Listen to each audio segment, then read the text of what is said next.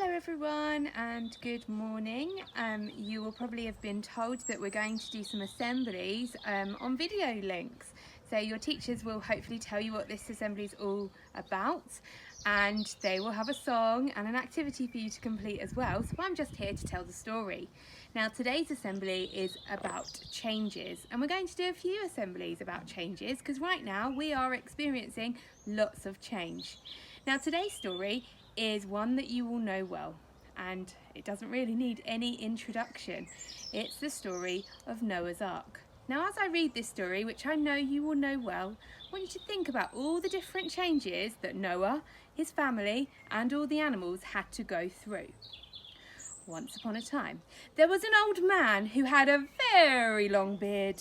He was the only nice person in the whole of the neighbourhood. He worshipped and obeyed God all the time. Then one day, God spoke to him. Noah, you know what? I'm tired of all your neighbours being so selfish and mean. They don't even know how to share or take care of each other. They just think about themselves all the time. So I would like you to have a new neighbourhood, and this is what I'm going to do. I'm going to take you there to a new place in an ark because I like you. I'll make it rain for 40 days and 40 nights and there'll be a great flood. But you and your family and all the animals will be safe. Noah was surprised and asked, "What's an ark?" God replied, "It's like a boat but very big. You'll have to make it. It will be this wide and this long." God was very clear with the instructions that he gave to Noah. You'll have to make it out of special wood, and you have to get going with this right away. Noah squinted and looked up to the sky. I better get going. Mrs. Noah, we need to have food, blankets, hay for the animals. God said it's going to rain for a long time. There'll be a great flood. Hurry up, Mrs. Noah. But how will we live through a great flood? Mrs. Noah asked. Noah said, "It's okay, I'm going to build us an ark. Our family and all the animals will be safe in it. So hurry, make all the preparations." Mrs. Noah asked, "What's an ark?" "You'll know when it's done," Noah replied. And so Noah built the huge ark. All the neighbours laughed at him. "What's that silly thing that you're making now, Noah? It looks enormous and like a boat. But there are no oceans or rivers in sight, so why are you building a boat?" They kept on laughing at him. Noah finally finished his ark, and as soon as he did, the clouds started to cover the sun, and he heard God's voice again. "Noah, it's time to go."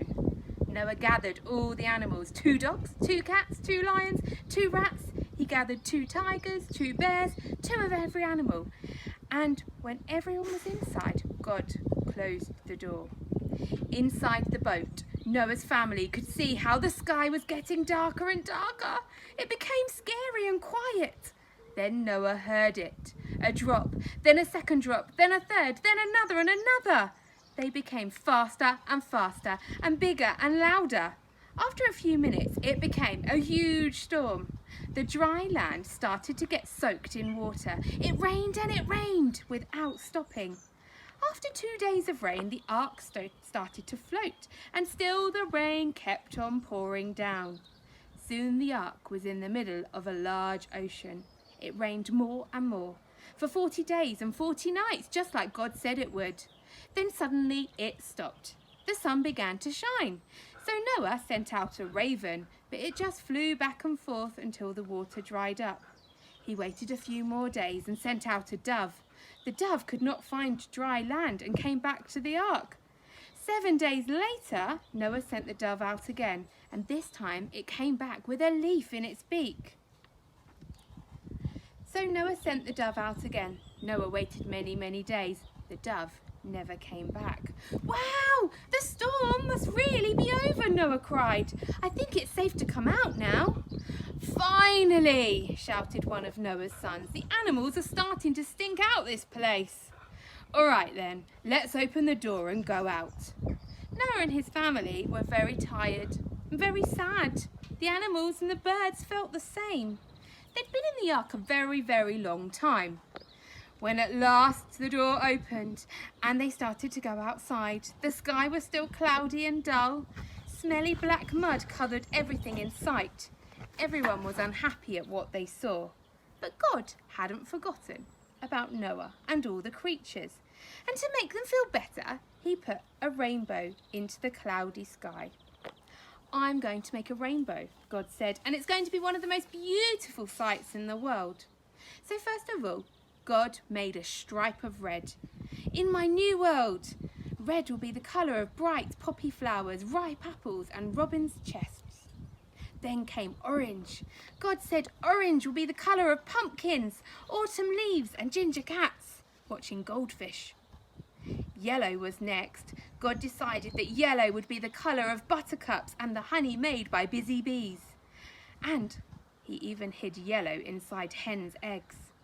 Here's a nice colour, God thought, as he mixed green. I shall make lots of things that are green, like cabbages and caterpillars, grass and grasshoppers too. And next to green, God put blue and indigo.